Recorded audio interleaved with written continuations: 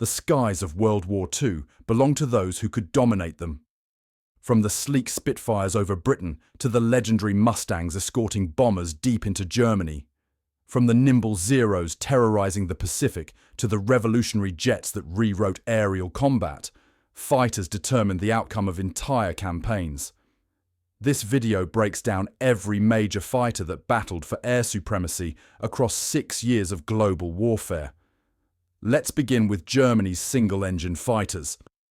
The Messerschmitt Bf 109 became the most produced fighter in history, with over 33,000 rolling off assembly lines from Poland to the fall of Berlin.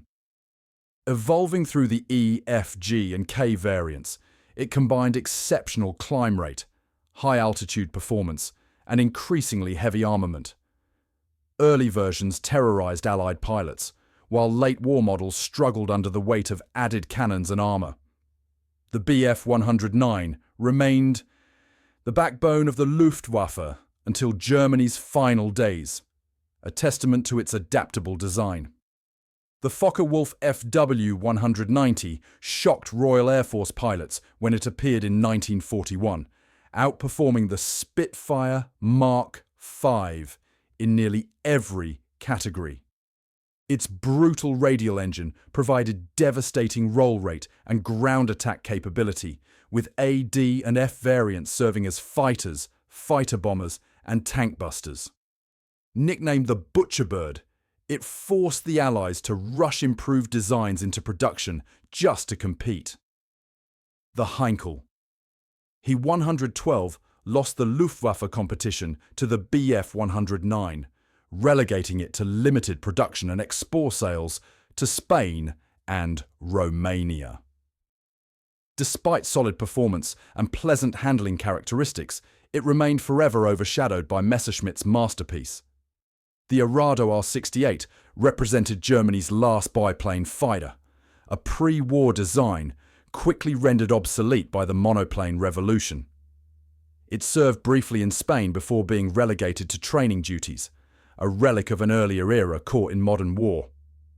The Heinkel He-51 served as Germany's primary fighter in the mid-1930s, seeing action with the Condor Legion during the Spanish Civil War.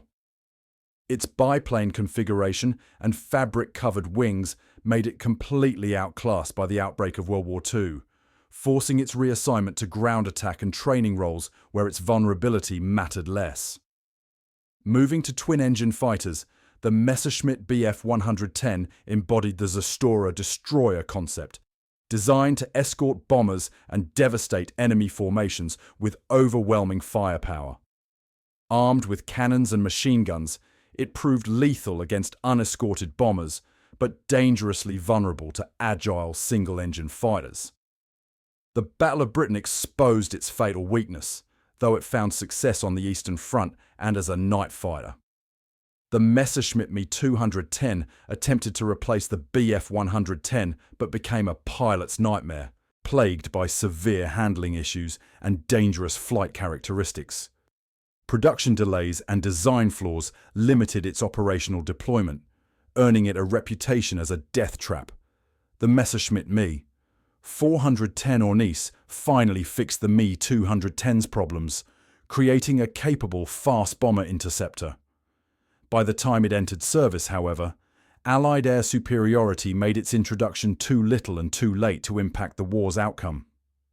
Germany's jet fighters represented revolutionary technology that arrived years ahead of Allied equivalents.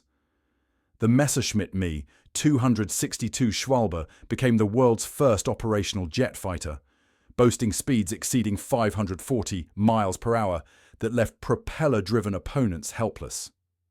Hitler's disastrous interference, demanding it be developed as a bomber, delayed its combat deployment until 1944. Allied pilots learned the hard way. Never attempt to dogfight a Schwalbe, only ambush it during takeoff or landing when it was vulnerable. The Heinkel. Her 162 Volksjäger represented Germany's desperate last-ditch attempt at mass-produced jet defense. Built primarily from wood and glue to conserve strategic materials, it proved dangerously unstable, killing numerous pilots during training. Arriving too little and too late, it symbolized the Reich's technological ambition crashing against industrial reality. While Germany pioneered jet technology, America perfected the art of mass production, flooding the skies with fighters that combined quality with overwhelming quantity. The arsenal of democracy produced aircraft for every mission, from high-altitude escort to carrier-based interception, each design reflecting American industrial might and engineering pragmatism. The P-51 Mustang stands as the best overall fighter of World War II, a legend born from Anglo-American collaboration. Originally powered by an Allison engine with mediocre performance, the Mustang transformed when British engineers installed the Rolls-Royce Merlin, creating a masterpiece. Its combination of speed, range, and maneuverability made it the bomber's best friend and the Luftwaffe's nightmare, escorting flying fortresses deep into the Reich and returning home with kills to spare. The P-47 Thunderbolt earned its nickname the Jug from its 7-ton bulk, the heaviest single-engine fighter of the war. Built like a flying tank, it absorbed incredible punishment and kept flying, making it beloved by pilots who appreciated coming home alive. 8 50 caliber machine guns and underwing rockets made it a devastating ground attack platform, while its turbocharger provided high-altitude dominance against German interceptors. The P-40 Warhawk became an icon with its shark-toothed nose art, serving as the mount of the legendary Flying Tigers in China. Though outclassed by later designs, its ruggedness and availability made it a workhorse across all theaters, transitioning to ground attack roles where its durability shined. The P-39 Airacobra featured a unique mid-engine layout, placing a 37mm cannon through the propeller hub, a design American pilots disliked but Soviets embraced enthusiastically. Its excellent low-altitude performance suited Eastern Front conditions perfectly, becoming a favorite of Soviet aces. The P-63 King Cobra improved upon the Airacobra design with higher performance, but arrived too late for American use and was mostly shipped to the Soviet Union, where it saw limited combat before becoming post-war target drones. Naval aviation demanded different capabilities, and carrier-based fighters evolved rapidly under combat pressure. The F-4F Wildcat served as the Navy's early war defender, a stubby tough fighter hopelessly outmatched by the Zero's maneuverability. American pilots developed the Thatch Weave, cooperative tactics that compensated for individual aircraft limitations, allowing Wildcats to hold the line until better designs arrived. The F-6F Hellcat represented America's answer to the Zero threat, purpose-built with superior climb, speed, armor, and firepower. It destroyed more enemy aircraft than any other Allied fighter, turning the Pacific Air War decisively in America's favor during the legendary Marianas Turkey Shoot. The F-4U Corsair became the most capable carrier fighter despite initial carrier landing difficulties that relegated it to land-based Marine squadrons. Its distinctive inverted gull wing housed massive propellers while maintaining short landing gear, and its speed and firepower earned it the Japanese nickname Whistling Death. The P-26 Peashooter represented America's obsolete pre-war fighter, a museum piece pressed into hopeless service at Pearl Harbor and the Philippines, swept aside in days. Twin-engine designs offered unique capabilities. The P-38 Lightning featured an unmistakable twin-boom fork-tailed configuration that Japanese pilots called the fork-tailed devil. Its long range made it ideal for Pacific theater operations where twin-engine safety over vast ocean expanses proved invaluable, and it achieved lasting fame as the aircraft that intercepted and killed Admiral Yamamoto. Fast enough for interception yet stable enough for photo reconnaissance, it served multiple critical roles. The P-61 Black Widow emerged as America's purpose-built night fighter, massive and heavily armed with 4 20mm cannons and 4 50 caliber machine guns. Equipped with radar for nocturnal interception, its size and firepower made it devastating against German bombers, though its dorsal turret sometimes caused tragic friendly fire incidents in the confusion of night combat. Across the Channel, Britain stood alone against the Nazi onslaught, and her fighters saved the nation from invasion. Engineering excellence met desperate circumstances as the Royal Air Force transformed from barely adequate to world-class, fielding designs that evolved from fabric-covered biplanes to revolutionary jets. The Supermarine Spitfire remains Britain's legendary defender, an icon of grace and deadliness combined. Its distinctive elliptical wings and Merlin engine created aerodynamic perfection, while constant evolution from Mark I to Mark 24 kept it competitive throughout the entire war. During the Battle of Britain, Spitfires intercepted high-altitude German fighters while Hurricanes tackled the bombers below, a partnership that prevented German air superiority and saved the island from invasion. The Hawker Hurricane actually shot down more enemy aircraft during the Battle of Britain than its more famous stablemate, serving as the rugged workhorse while Spitfires garnered headlines. Its thick wings created a stable gun platform, and its fabric-covered construction allowed rapid field repairs that kept squadrons operational. Though increasingly outdated as a pure fighter, it transitioned brilliantly to ground attack roles, becoming the rocket-armed Hurrybomber that devastated Axis armour across multiple theatres.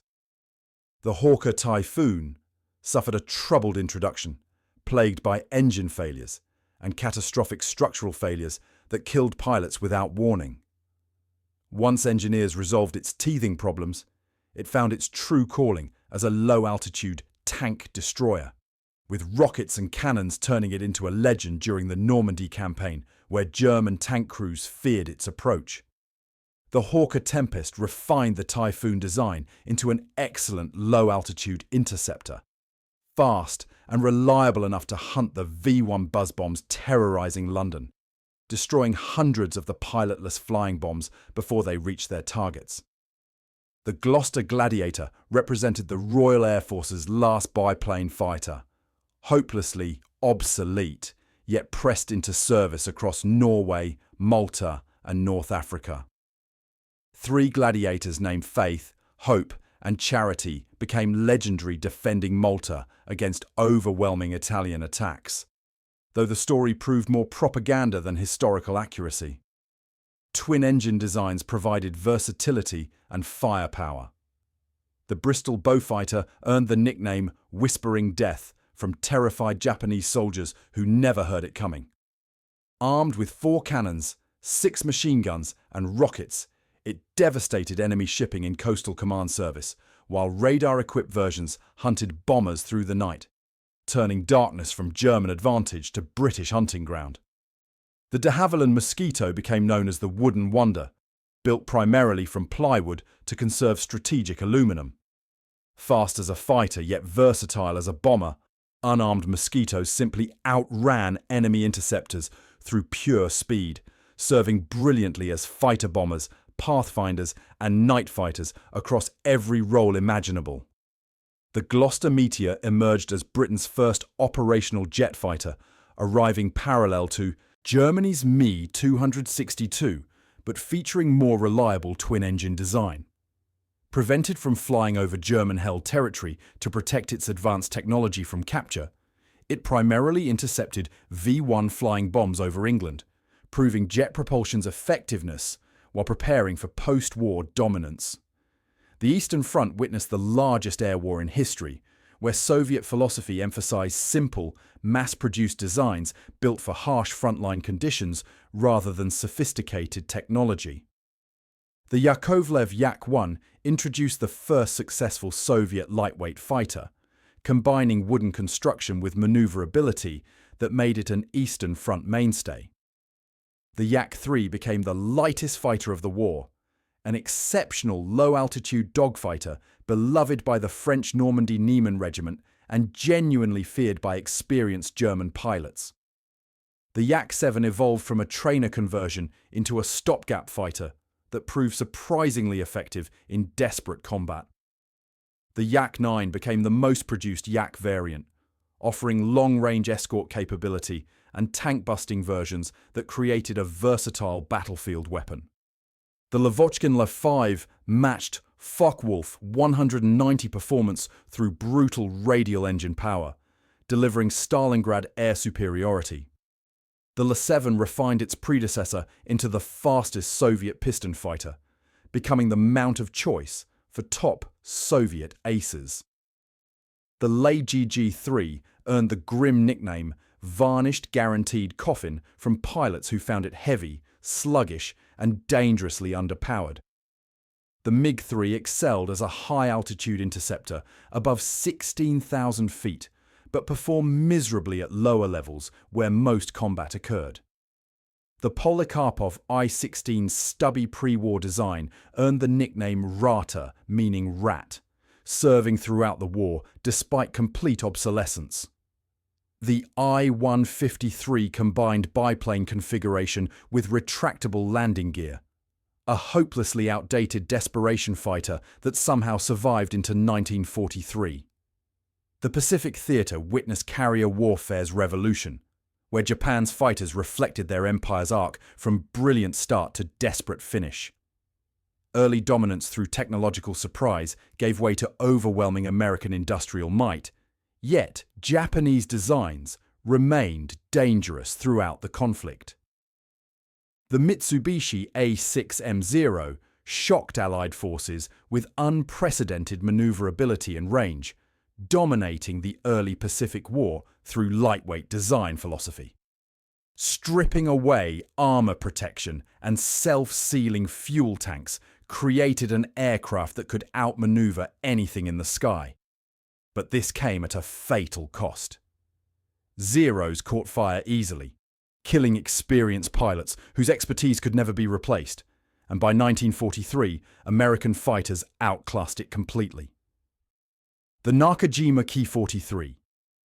Oscar served as the Army's Zero equivalent, even lighter and more maneuverable, but armed with woefully inadequate weaponry. Paper-thin protection meant pilot skill alone compensated for design deficiencies in a war increasingly won by superior technology. The Nakajima Ki-44. Tojo represented rare Japanese emphasis on speed over maneuverability, mounting heavy armament for bomber interception missions. Pilots initially disliked its departure from traditional dogfighting doctrine, though its capabilities proved valuable. The Nakajima Ki-84 Hayate emerged as Japan's best fighter, finally matching American performance through combined speed, armor, and firepower. It arrived too late, and poor quality control from desperate wartime manufacturing sabotaged its effectiveness, leaving Allied pilots calling it frank, while Japanese potential died in factories. The Kawasaki Ki-61 Heian stood as Japan's only inline engine fighter, its resemblance to the Bf-109 earning it the Allied reporting name Tony. Good performance was undermined by chronically unreliable engines that kept aircraft grounded when they were needed most. The Kawasaki Ki-100 emerged from emergency conversion when inline engines proved hopeless, installing a radial engine that created surprisingly excellent performance. This outstanding fighter should have been built years earlier, but arrived in numbers too few to matter. The Mitsubishi J2M Raiden specialized as an interceptor with short range and heavy firepower, climbing fast but turning poorly in the dogfights Japanese doctrine demanded. The Kawanishi N-1K Shiden converted a floatplane fighter design into a land-based aircraft with excellent performance. Yet, complex construction made it maintenance-heavy, while production delays limited its battlefield impact. Italy's Mediterranean and North African campaigns featured underrated designs hampered by weak engines and insufficient armament. Skilled pilots flew outmatched machines that deserved better power plants than Italian industry could provide. The Machi C-200 Saetta combined excellent handling with frustratingly insufficient firepower, mounting only machine guns where cannons were desperately needed, yet it served as North Africa's workhorse. The Macchi C202 Folgore transformed when German Daimler-Benz engines replaced inadequate Italian power plants, creating a beautiful streamlined fighter that matched Allied performance. Though still underarmed and limited by chronic production shortages, opponents respected its capabilities. The Macchi C205 Veltro represented the ultimate Macchi development, properly armed with German cannons and delivering excellent performance that arrived far too late in minuscule production numbers. The Fiat G50 featured an open cockpit and light armament that rendered it quickly outclassed, relegating it to training duties. The Fiat G55 Centauro emerged as one of Italy's Series 5 superfighters, with outstanding design characteristics and almost zero production. Its post-war potential never realized. The Reggiana Re 2001 saw limited production despite inline engine development, with failed carrier fighter experiments consuming resources. The Re 2005 delivered outstanding late-war performance in tiny numbers, its German engine dependency dooming effectiveness. France's brief war ended before modern fighters could prove themselves. The WW2 D520 matched Bf 109E performance as France's best fighter, arriving too few and too late to prevent defeat. The Morane-Saulnier MS 406 served as the most numerous French fighter, yet proved hopelessly outclassed during 1940, though it found export success elsewhere. The Block M B 152 suffered from underpowered engines and unresolved teething problems that prevented effective deployment during the Battle of France, leaving French potential unrealized as the nation fell.